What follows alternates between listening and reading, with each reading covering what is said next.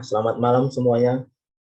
Di sini saya, Surya Gemilang, selaku ketua dari kelompok 2, akan mempresentasikan hasil diskusi kelompok kami, di mana yang berjudul upah dan tenaga kerja. Kelompok adalah Surya Gemilang, pencari materi adalah Muhammad Rezaki dan Salpian, pembuat materi PowerPoint adalah Suci Samratul Fuadah, pemateri adalah Ira Handayani Saragi, Rio Darmawan, Ipan Pratama dan Zubandi, editor video adalah Natasha Fitriana dan Hasanul Bolkiah Hakim Nainggolan. Untuk materi yang pertama akan dibacakan oleh Ira Handayani. Definisi upah dan tenaga kerja.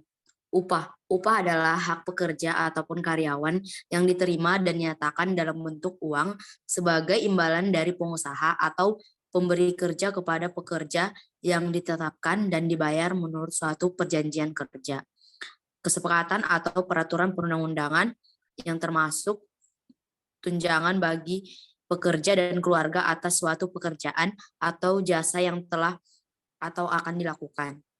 Tenaga kerja.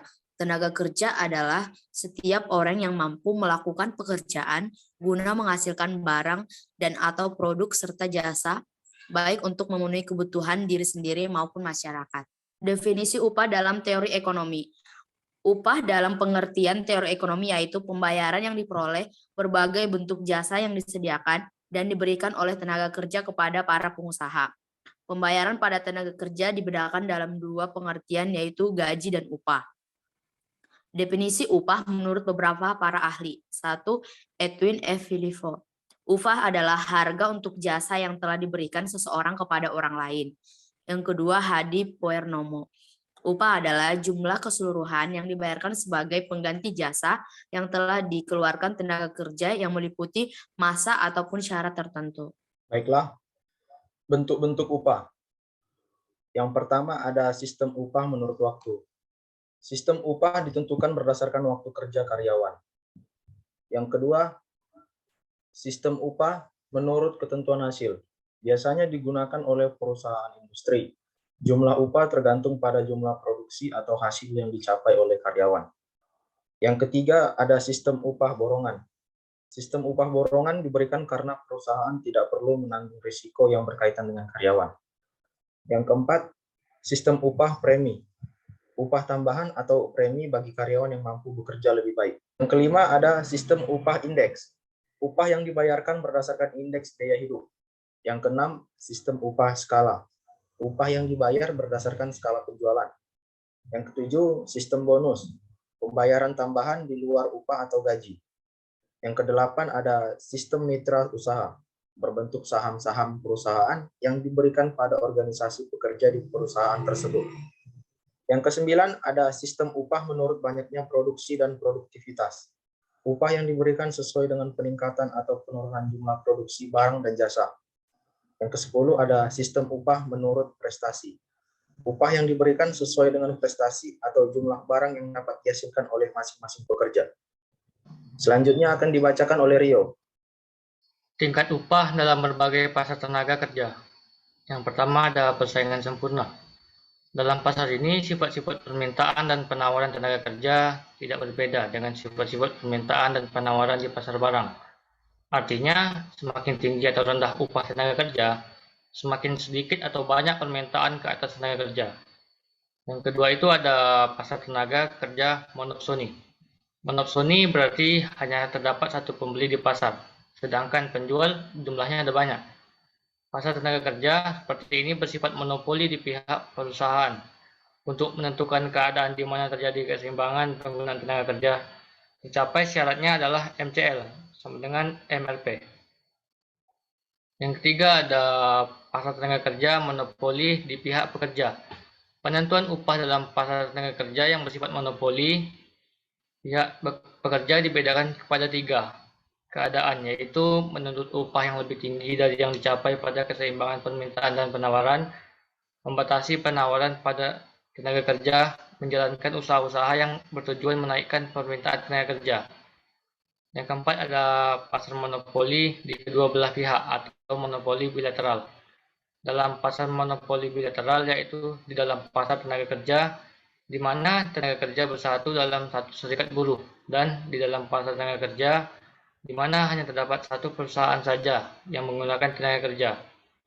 Penentuan upahnya adalah berdasarkan penundingan dari kedua belah pihak. Pihak yang lebih kuat akan menentukan tingkat upah yang berlaku. Selanjutnya akan dibacakan oleh Ipan. Sumber hukum kebijakan pemerintah terkait penetapan upahan. Menurut pasal 1 ayat 30 Undang-Undang Nomor 13 Tahun 2003 tentang Ketenagakerjaan, upah adalah hak kerja buruh yang diterima dan dinyatakan dalam bentuk uang sebagai imbalan dari pengusaha atau pemberi kerja kepada pekerja.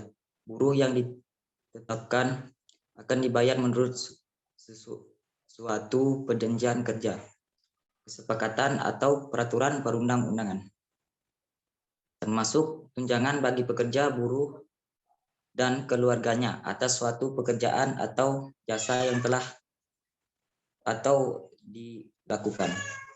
akan dilakukan. Pasal 88B Undang-Undang Nomor 11 Tahun 2020 tentang Cipta Kerja, Kluster Ketenagakerjaan. Pasal 88B 1. Upah ditetapkan berdasarkan A. Satuan waktu dan atau B. Satuan hasil. 2. Ketentuan lebih lanjut mengenai upah berdasarkan suatu waktu dan atau suatu hasil sebagaimana dimaksud pada ayat 1 diatur dalam peraturan pemerintah.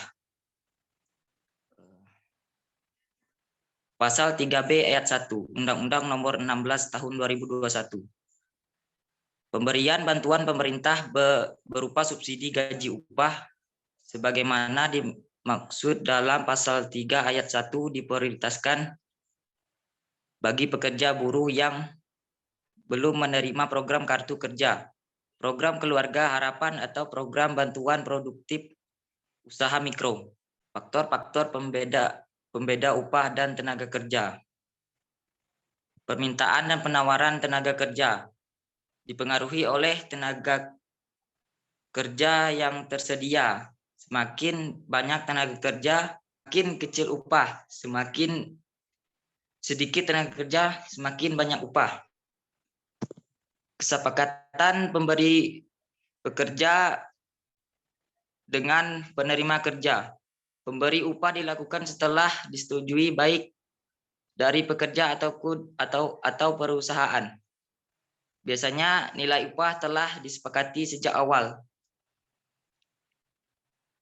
Kebijakan dari pemerintah. Setiap gaji telah diatur oleh pemerintah, terutama pada bagian nilai minimal yang dapat diterima oleh seorang pekerja. Biasanya pemerintah telah mengukur berapa jumlah minimal gaji yang bisa diterima oleh pekerja. Selanjutnya akan dibacakan oleh Zubandi. Faktor-faktor yang menjadi sumber dari perbedaan upah di antara pekerja-pekerja di dalam suatu jenis kerja tertentu. Yang pertama, perbedaan corak permintaan dan penawaran dalam berbagai jenis pekerjaan. Yang kedua, perbedaan dalam jenis-jenis pekerjaan. Yang ketiga, perbedaan kemampuan, keahlian, dan pendidikan.